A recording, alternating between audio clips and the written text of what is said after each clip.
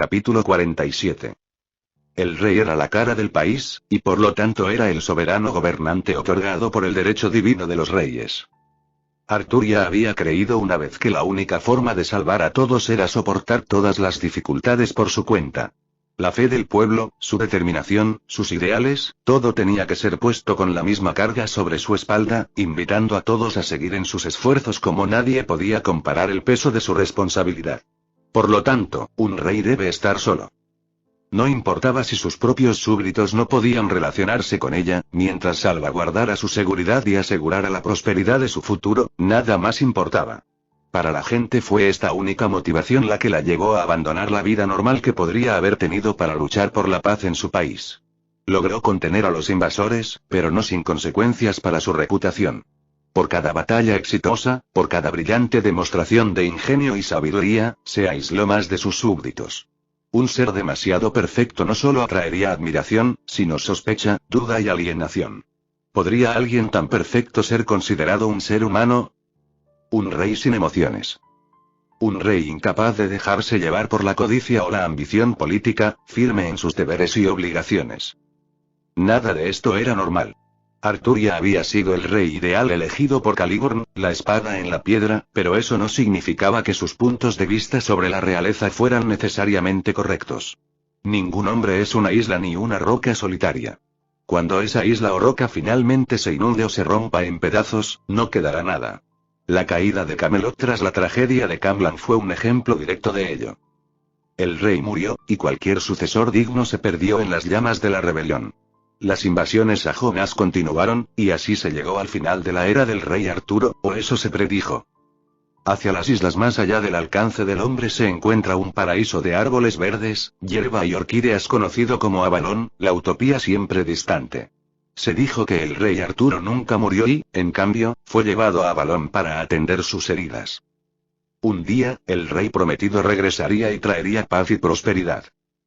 Aquello que cura todas las heridas y rencores.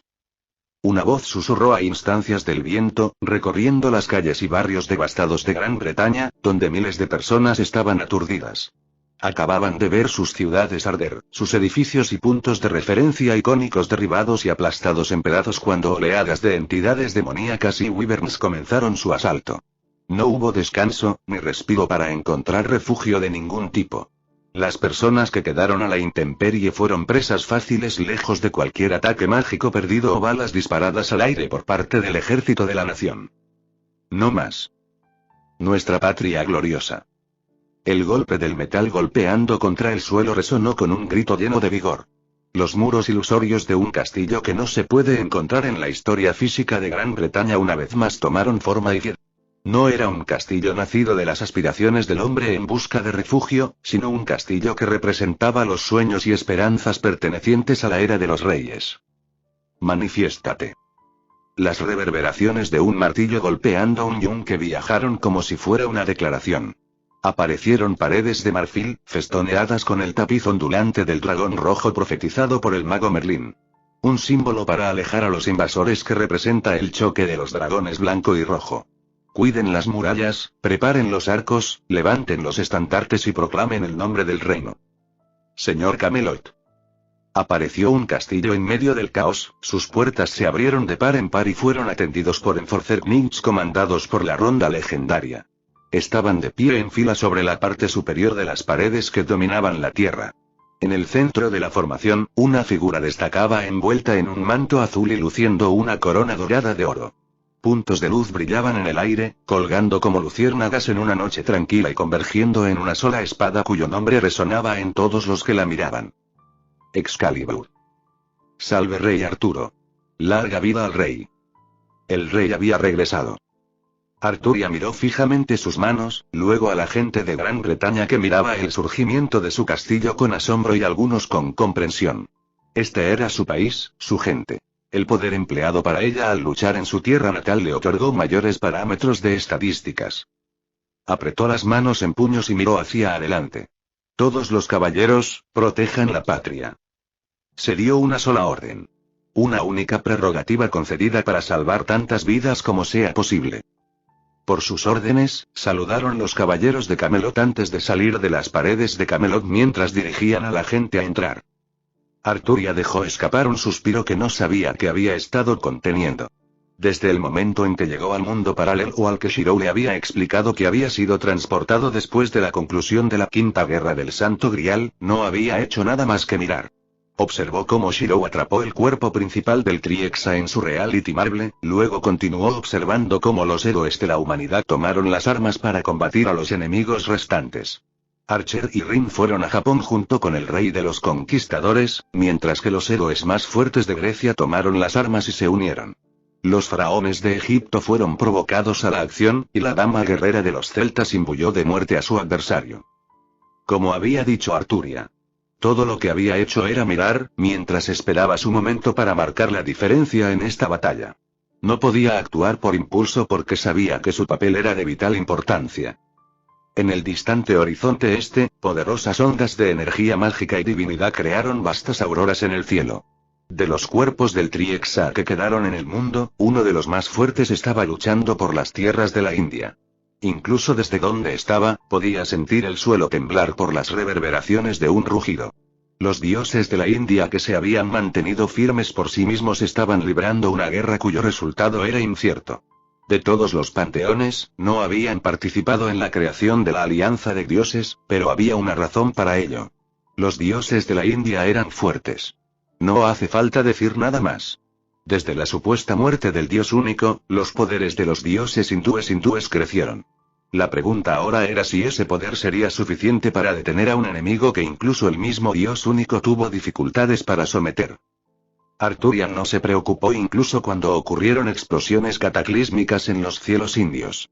Después de todo, 3 héroes de renombre se dirigían rápidamente a la batalla, atravesando los cielos en cometas blancos guiados por la luz de Dios. India también tuvo sus héroes. Las leyendas del Mahabharata. Arturia inclinó la cabeza en un gesto de asentimiento. Hasta ahora, todo bien. Las cosas estaban funcionando sin problemas según el plan aproximado inicial ideado por Wangod y Shirou para el que ella y Rin proporcionaron información. Todo lo que quedaba era esperar su señal, y en ese sentido, tenía que hacer sus preparativos.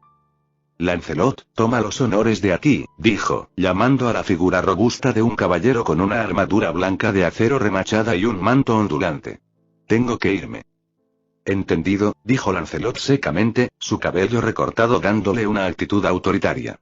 Gawain, al flanco izquierdo, Tristán brinda cobertura. Bedivere, Gareth, conmigo. Agravain, comanda las tropas. Mordred, solo hazlo tú y carga. Transmitió instrucciones en sucesión antes de partir sin decirle una palabra más. Arturia disfrutó del sentimiento de camaradería en el aire. Había pasado tanto tiempo desde la última vez que luchó junto a sus compañeros caballeros que el impulso de cargar hacia adelante casi la superó. Sin embargo, detuvo el impulso y simplemente esperó en el lugar por un momento. En su mano izquierda había una espada incompleta que le había confiado Shirou, quien dijo que su presencia permitiría que la espada estuviera completa. Eran los fragmentos destrozados de Excalibur ahora moldeados juntos y solo les faltaba una sola pieza. En la mano derecha de Arturia estaba su versión de Excalibur brillando con un brillo dorado. Las 2 espadas que sostenía en cada brazo resonaron al llamar. Auras parecidas a llamas de naturaleza sagrada surgieron de las hojas de ambas armas. Eran las espadas de la victoria prometida sin conocer la derrota. Uno incluso siendo el punto de anclaje de una luz que brilla en el fin del mundo. La ilusión más fuerte, un último fantasma. Las espadas pidieron que se completaran y los maestros aceptaron la solicitud. Detrás de Arturia, podía sentir una distorsión espacial arraigándose a medida que se manifestaba un círculo mágico. Un momento después, 2 personas que formaban parte del equipo de Bali salieron al unísono. Habían dejado a Bali y a los demás que luchaban contra los dragones malignos para llegar a este punto. Los 2 eran Arthur Pendragon y Lefay Pendragon, ambos descendientes del rey Arturo original del mundo actual. Ambos poseían cabello rubio y una disposición que se asemejaba a una parte de los portes de Arturia. No se dijeron palabras porque no es necesario decirlas. Para Arthur y Lefay Pendragon, que habían visto a numerosos héroes muertos levantarse de las cenizas para defender el mundo, una mirada fue todo lo que necesitaron para comprender quién era Arturia. La historia retrató al rey Arturo como un hombre, y tal vez este fue el caso en el mundo original, pero Arturia era el rey Arturo de una dimensión paralela. Este hecho se pasó por alto, ya que Arthur y Lefay nunca conocieron ni vieron al rey Arturo de su mundo. Independientemente, el sentido de parentesco que sentían los dos era real. Lefay Pendragon cedió ante la presencia de Arturia y se escondió detrás de su hermano. De los dos, Lefay era el que más se parecía a la bruja Morgan que había provocado el fin del gobierno del rey Arturo. El nerviosismo impregnaba el aire, pero ni Arturia ni Arthur prestaron tanta atención. En cambio, se concentraron en el llamado de sus espadas. La Excalibur incompleta en la mano izquierda de Arturia buscó a Excalibur Ruler en el agarre de Arthur. ¿Ustedes son mis descendientes? Arturia no se giró para dirigirse a los dos detrás de ella. Las palabras que había dicho le resultaban extrañas incluso a ella. Técnicamente, Arthur y Lefay eran descendientes de la casa Pendragon, pero según la historia conocida de Arturia, ella nunca había tenido hijos.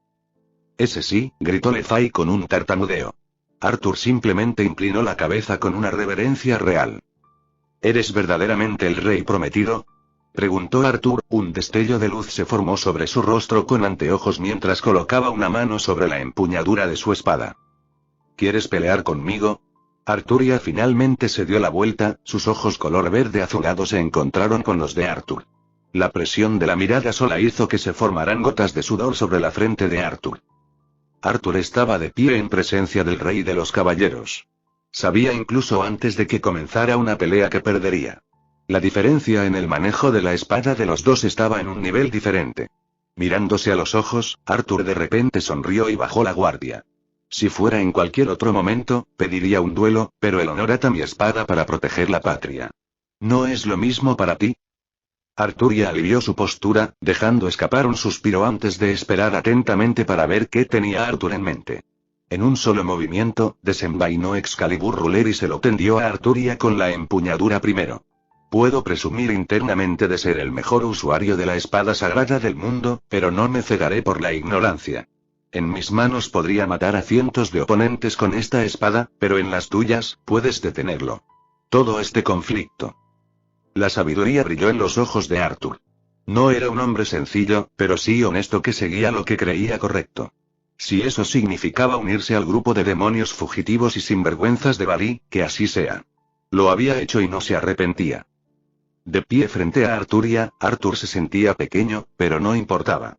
Enderezó la espalda, ensanchó los hombros y se mantuvo firme sabiendo que estaba tomando una decisión de la que no se arrepentiría.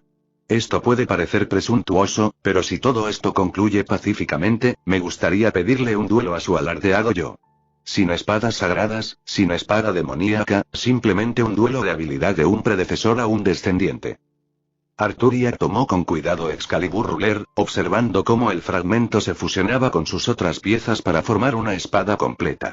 Concedido, dijo Arturia mientras un pilar de energía mágica emanaba de ambas Excaliburs en sus manos. Que sea un buen duelo. Un momento después, Arturia sintió que su cuerpo se transformaba en granos de luz cuando el movimiento espacial la llevó al lugar de la batalla final.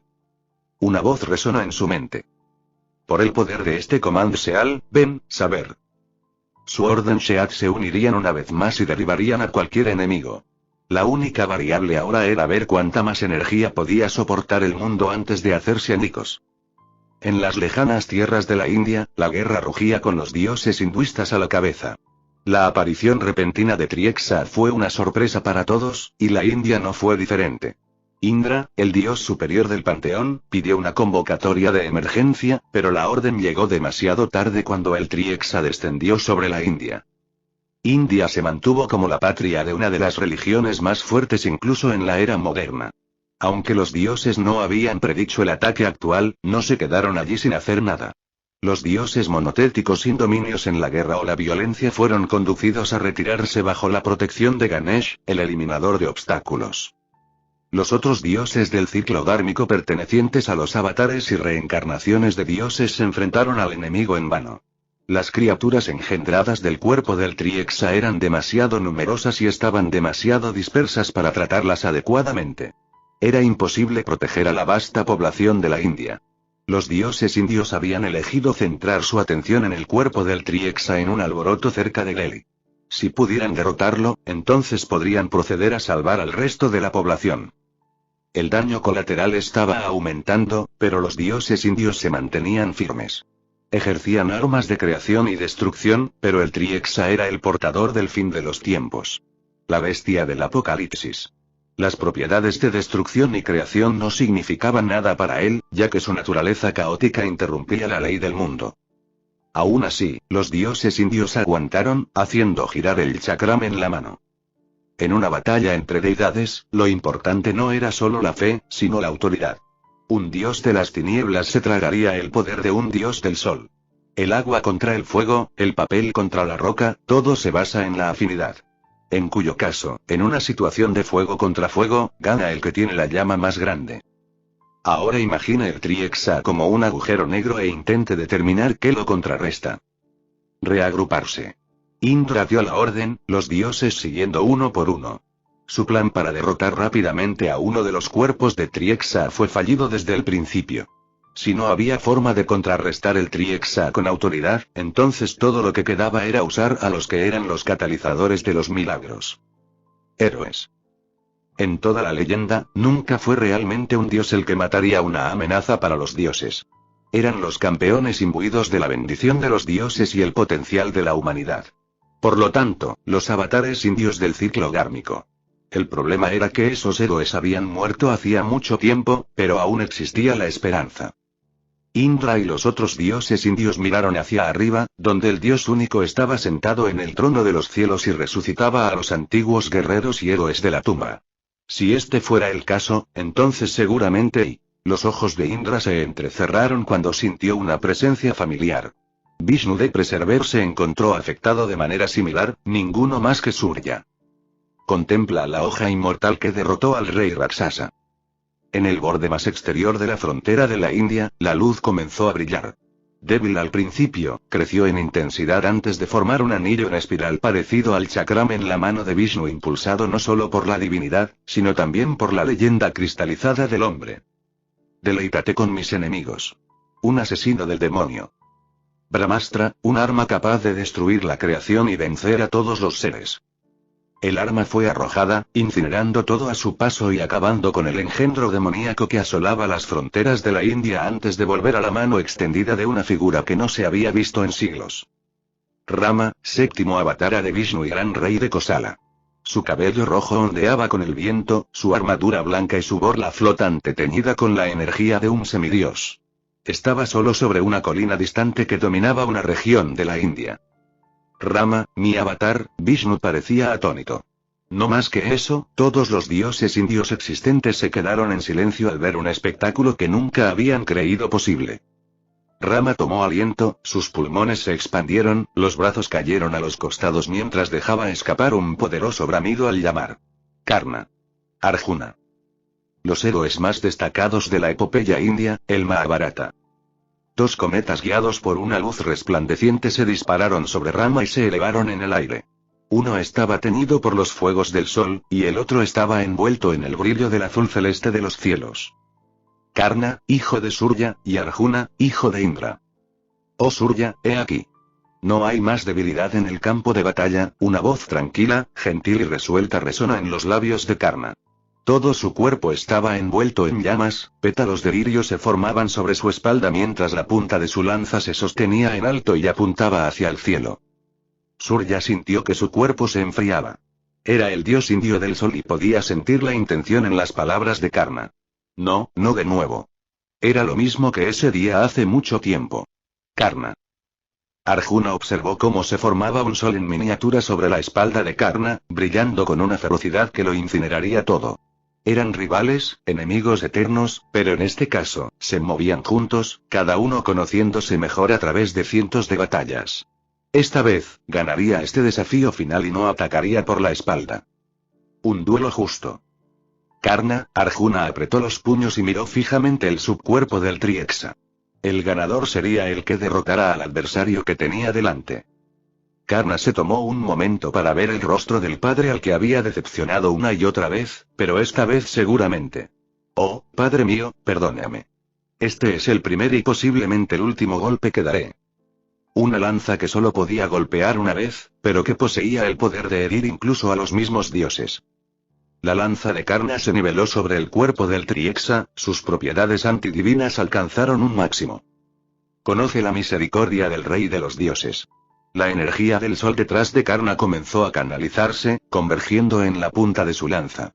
Con este único golpe, infligiré la extinción. Los pétalos sobre la espalda de Karna florecieron, el ojo del sol se abrió y perforó al adversario mientras la armadura dorada de su persona se desvanecía. Reduce a cenizas, Vasavi Shakti. Una lanza de la mortalidad hecha de relámpagos. Cada existencia individual es igualmente sin sentido ante su poder. El subcuerpo del Triexa sintió el peligro e inmediatamente trató de moverse, pero los dioses indios y el propio Arjuna no lo permitieron. Expandiendo el dominio sagrado. Dominio asegurado. Límites de aplicación del castigo divino, todo aprobado. Una esfera de luz azul brillante apareció flotando sobre la palma de Arjuna, entrecerrando los ojos. Este fue el golpe final de Karna y, a su vez, Arjuna pondría todo de su parte para vencer al enemigo ante él con respeto. No habría forma de evitar esa lanza. Por la ira de Shiva, aquí termina tu vida. Arjuna movió su muñeca y envió la bola de luz a toda velocidad hacia la ruta de escape planeada del Triexa. Pasúpata. La luz del juicio descendió, extendiéndose hacia afuera desde la esfera parpadeante con propiedades antidivinas. Cuanto mayor sea la divinidad, mayor será la probabilidad de muerte. Los dos fantasmas nobles más grandes de los héroes rivales del Mahabharata fueron liberados a la vez. No había escapatoria. Era inevitable. Las batallas en todo el mundo continuaron. Cada héroe, cada ángel, demonio, diablo, humano o miembro de un panteón luchaba por el tiempo. Todos confiaban en el potencial de un solo hombre santo que había atrapado el cuerpo principal del Triexa en un mundo separado. Cuanto más tiempo daban, más probable era la posibilidad de victoria. Del mismo modo, si los subcuerpos del Triexa fueran derrotados, seguramente debilitaría al anfitrión principal. Cada espíritu heroico convocado entendió este punto tal como fue informado por el Dios único, pero no eran solo los espíritus heroicos los que luchaban por un propósito. Una de esas mujeres se dirigía a un lugar específico con una tarea que era tan importante como derrotar al Triexa.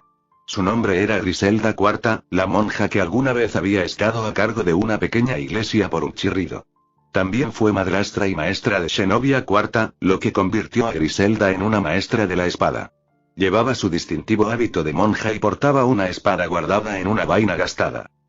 Las fuerzas de la iglesia estaban generalmente concentradas en el Vaticano, la ciudad en la que reside el Papa y donde se encontraban la mayoría de los textos y escritos antiguos. Era el eje central de la fe del Dios único y, como tal, normalmente estaba fuertemente custodiado. A la luz de los desastres que ocurren en todo el mundo, ni siquiera las fuerzas del Vaticano pueden permanecer inactivas. Giulio Gesualdo, uno de los exorcistas más fuertes del Vaticano, lideró las fuerzas para defender al pueblo de Italia y la fe, luchando codo a codo con los ángeles y los ángeles caídos.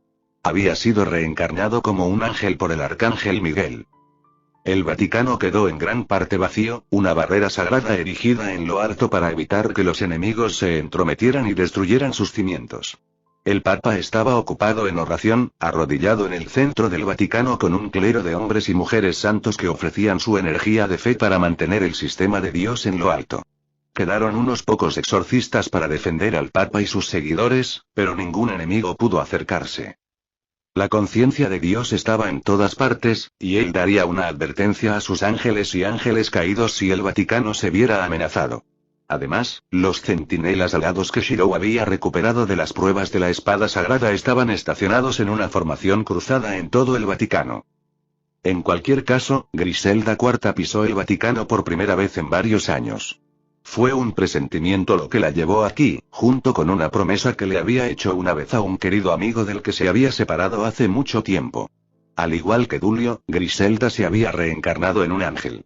Las alas en su espalda y el aumento de su reserva de energía mágica eran prueba suficiente de sus cambios recientes, pero se desvió. Aparte de querer controlar a Zenobia y su misión de seducir a un nuevo prospecto valioso de la iglesia, la mente de Griselda estaba actualmente ocupada. Tenía un buen presentimiento de que hoy no iba a ser un buen día. Por supuesto, ella supo esto cuando el mundo de repente se fue al infierno, pero este era un asunto diferente. El dios único y los demás miembros de los panteones podían ocuparse de la seguridad del mundo. Tenía un problema más personal que atender.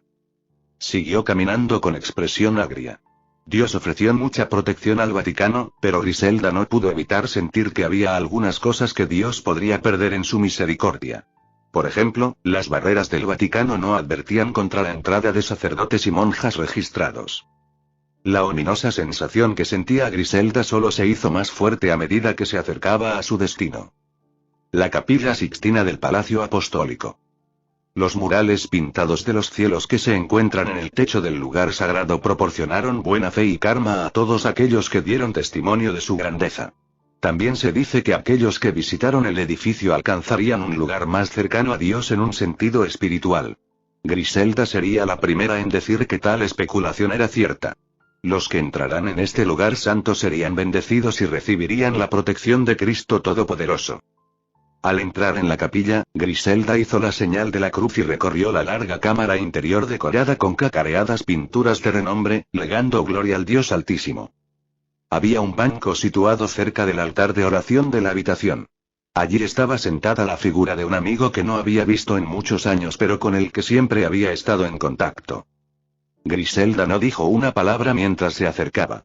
En cambio, inclinó la cabeza y se sentó en una fila opuesta al hombre que tenía enfrente. Ella inclinó la cabeza y dio una pequeña oración a la Virgen Casada y al Padre de arriba.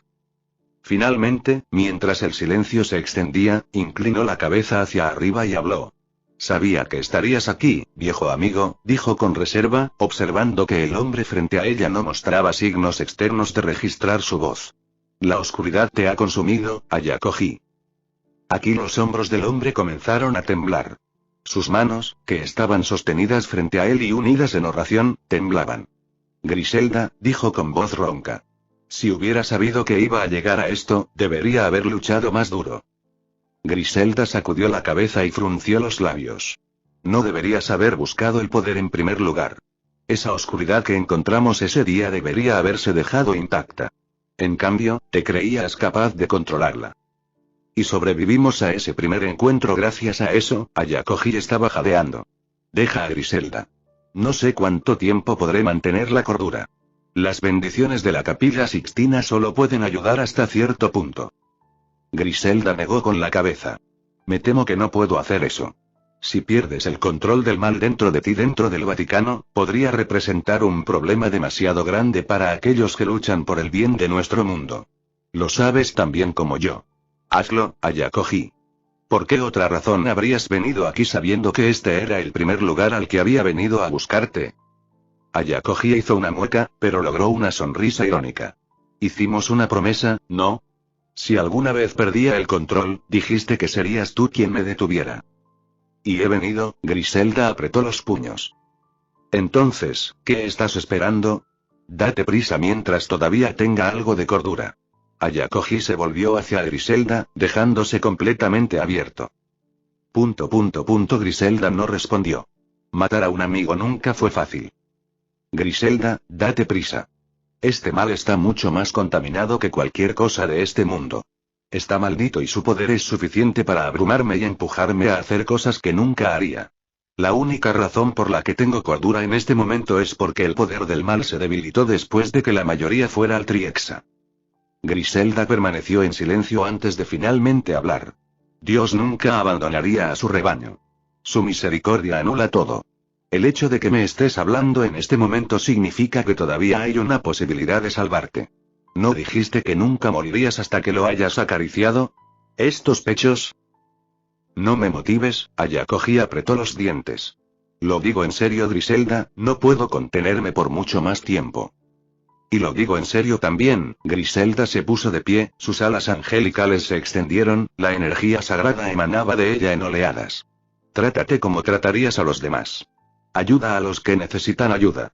Es casi como si hubieras olvidado a qué tipo de religión perteneces, viejo amigo. Silencio.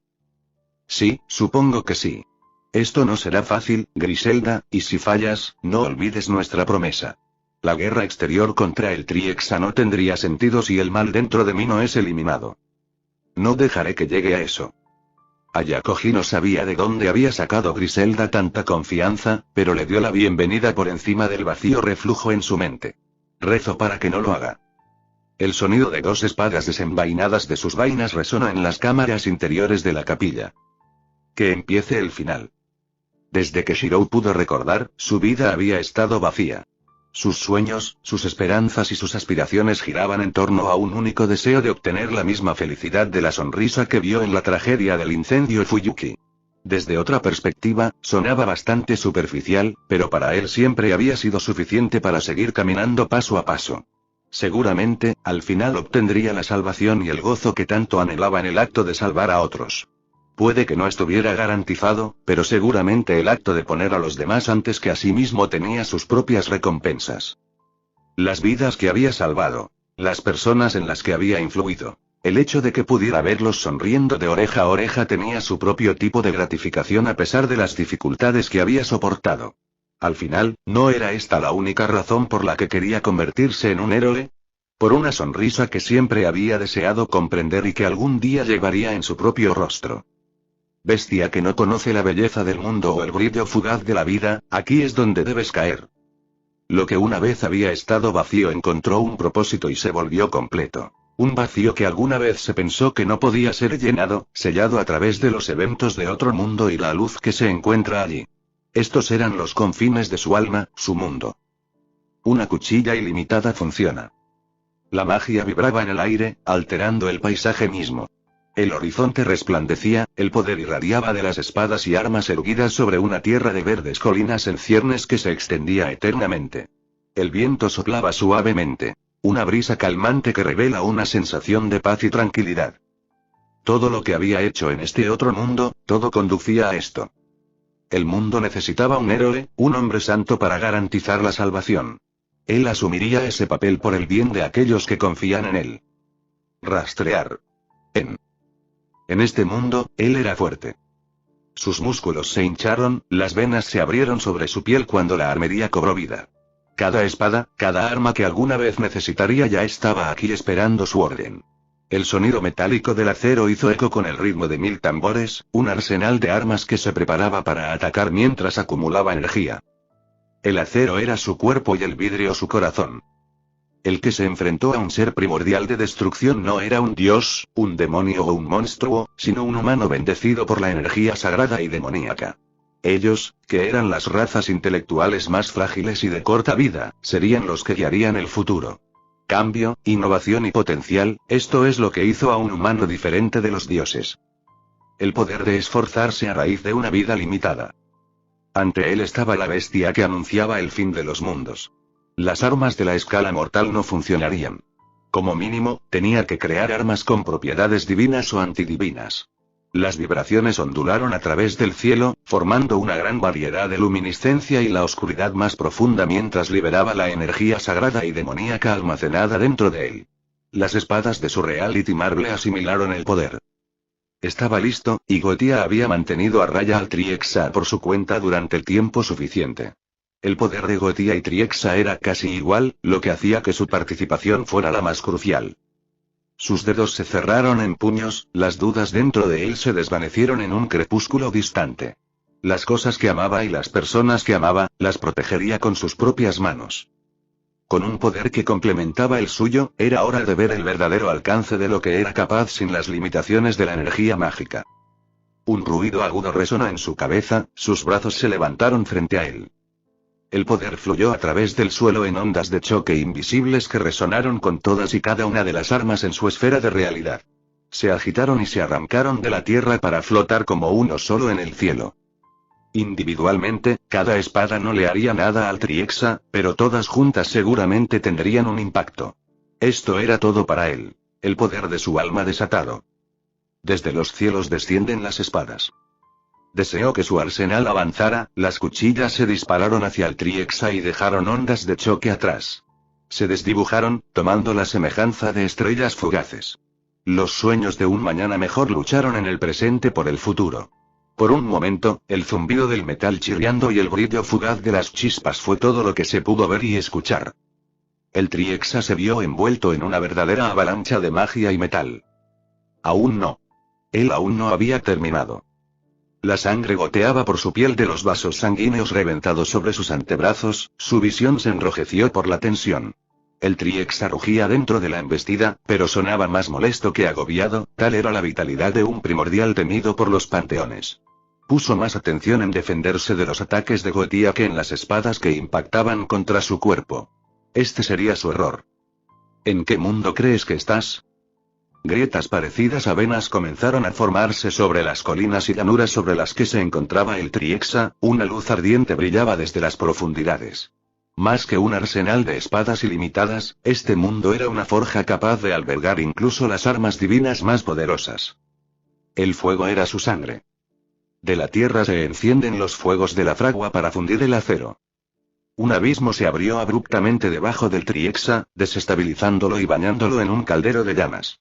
Lenguas de fuego lamieron los brazos y las piernas del Triexa, creando una red de redes interconectadas que hicieron que el suelo burbujeara. El cuerpo del Triexa se hundió hasta la cintura en la tierra abrasadora, sus extremidades se agitaron pero no encontraron apoyo para liberarse. El Triexa estaba atrapado. Este era el alcance de lo que Shirou sabía que podía hacer, pero incluso si no podía dañar directamente el Triexa, había alguien presente que podía y lo haría. Arsalmadel Salomonis. El poder se reunió sobre el ojo del pecho de Goetía antes de congregarse sobre él y conectarse a un templo dentro del reino del tiempo. Ya no tenía que preocuparse por la estabilidad de la Tierra al desatar su ataque más fuerte. Justo aquí, en una dimensión y realidad diferente, lo cargaría a plena potencia.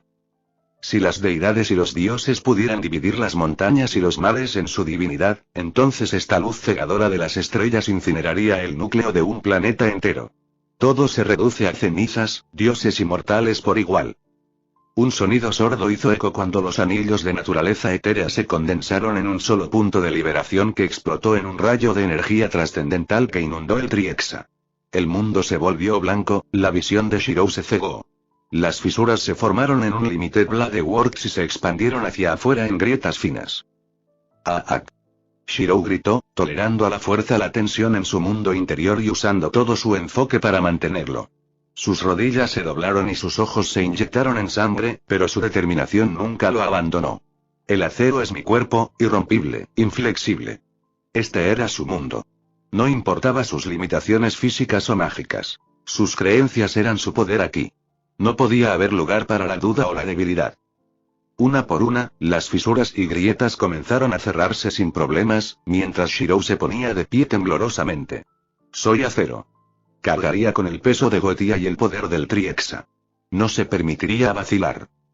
Goetía se maravilló interiormente ante la vista.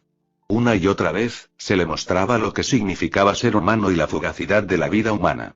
Eran imperfectos, condenados a la ruina, pero todas y cada una de las veces mostraron una determinación sin importarles la muerte o las heridas. Fue extraordinario, admirable. Se enfrentaría a esa resolución con el respeto que se merecía. Goetía apretó los puños y reunió su energía en ellos, formando esferas gemelas de luz que irradiaban un poder inmenso. Muy bien. Se enfrentaría a esa resolución en serio.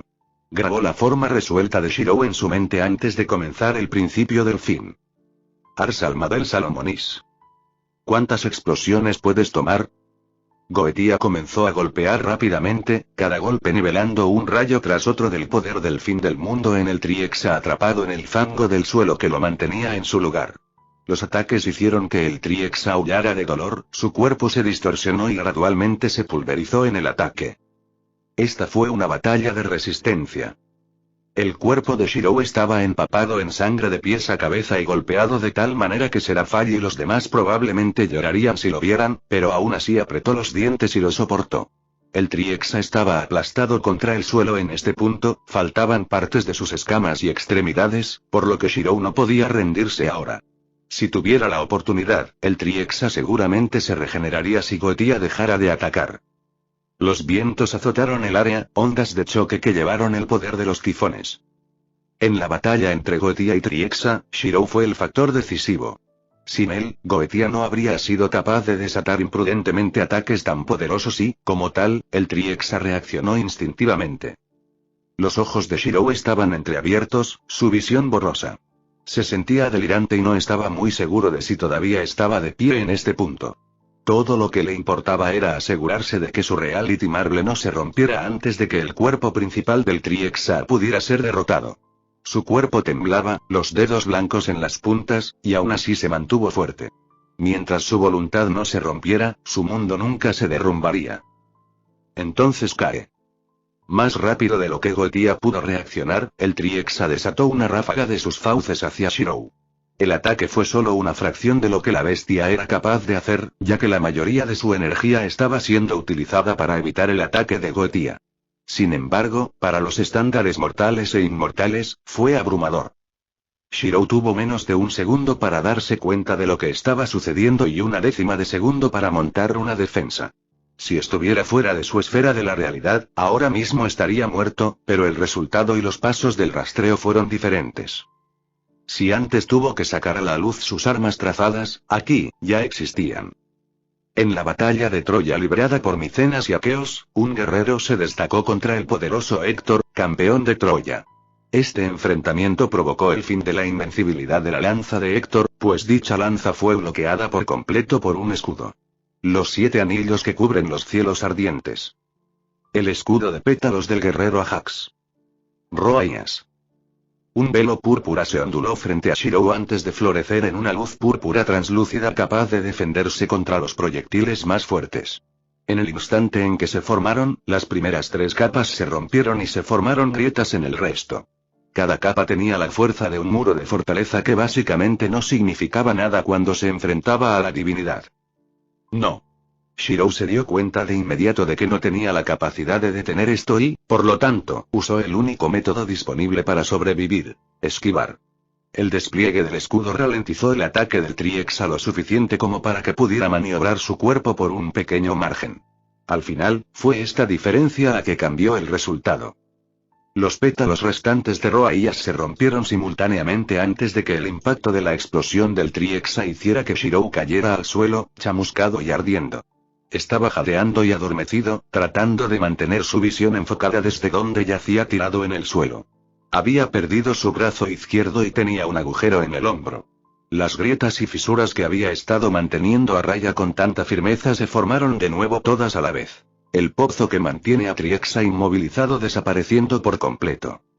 En un abrir y cerrar de ojos, Triexa salió y comenzó a regenerarse mientras Goetía montaba un asalto infructuoso sabiendo que la vitalidad de Triexa le impediría matarlo. En cambio, Goetía intentó sujetar el Triexa en un lugar, pero la criatura era demasiado ágil a pesar de su tamaño. Maldita sea. Maldita sea todo. Con su brazo derecho, Shirou intentó ponerse de pie. Sus heridas le gritaron en protesta, pero se obligó a alejar el dolor para evaluar la situación. Esto no iba a funcionar. Podía decir que no tenía en él para hacer lo que había estado haciendo antes. Soltó un largo suspiro y apretó su mano derecha en un puño. Esto no había terminado. Todavía había un plan de respaldo. Si eso fallaba, no sabía lo que haría. En cualquier caso, se las había arreglado para detener el Triexa el tiempo suficiente para que el Dios Único completara la convocatoria. Desde su conexión con el Dios Único, podía sentir que Dios creaba un canal en su esfera de realidad. Su cuerpo se estremeció de alivio, la tensión finalmente lo alcanzó. Ya era hora. Miró hacia el portal de luz que se formó sobre él y se dejó caer de rodillas para recuperar el aliento. Para ser un humano, has hecho bien en aguantar, dijo una voz despreocupada pero fuerte. Lo siento, nuestra manifestación duró más de lo esperado, y mi amigo no es exactamente de los que se preocupan por la urgencia. Hagamos nuestra parte desde aquí. Un hombre largo de cabello verde vestido con una túnica blanca sencilla voló por el aire. Casi instintivamente, el Triexa miró hacia arriba y sintió que una antigua fuerza restrictiva lo envolvía sin problemas. Rompió la fuerza con un ejercicio de poder, pero ya era demasiado tarde. Bestia que no conoce la tranquilidad de la paz, déjame mostrarte el poder de un arma fabricada por el rey de los dioses de Mesopotamia, Anu. Un círculo mágico dorado se extendió por la totalidad de la forma del Triexa. Los sigilos y la cresta giraron alrededor de la matriz y brillaron en escritura antigua. Dioso primordial, esta era un arma diseñada específicamente para atarlos. Te mostraré la amplitud de las estrellas. El hombre vestido de blanco cerró los ojos y se transformó para revelar su verdadera identidad. La punta puntiaguda de una construcción enorme. Cadenas doradas surgieron del suelo y se envolvieron alrededor del Triexa, cada eslabón cargado con energía divina. Eran las cadenas del cielo. Enuma Elish. El arma se activó y, en respuesta, las cadenas que unían al Triexa se multiplicaron por 10, enraizándolo en su lugar.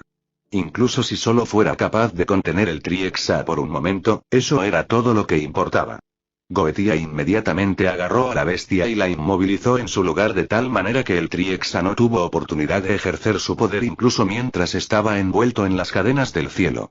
En el momento en que el Triexa incluso trató de luchar, Goetia igualó la energía mágica del Triexa y la contuvo por la fuerza. No habría medios para que Triexa montara una defensa contra el ataque que se avecinaba, pero lo mismo era cierto para Goetia. Sin embargo, había una diferencia clave. Goetia y Triexa eran ambas bestias del apocalipsis, pero Goetia era inmortal mientras poseyera su gran templo del tiempo, su Reality Marble y su segundo noble fantasma, Ars Paulina. No le importaba lo que pasara ahora. Tumbado en el suelo, Shirou levantó la cabeza para mirar el Triexa. Esto fue el plan de respaldo que tanto él como Goetia conocían a través de la conexión que tenían con el Dios único que se estaba comunicando con ellos. La única tarea que el Dios único le pidió a Goetia fue mantener el Triexa en su lugar, y ahora había llegado el momento.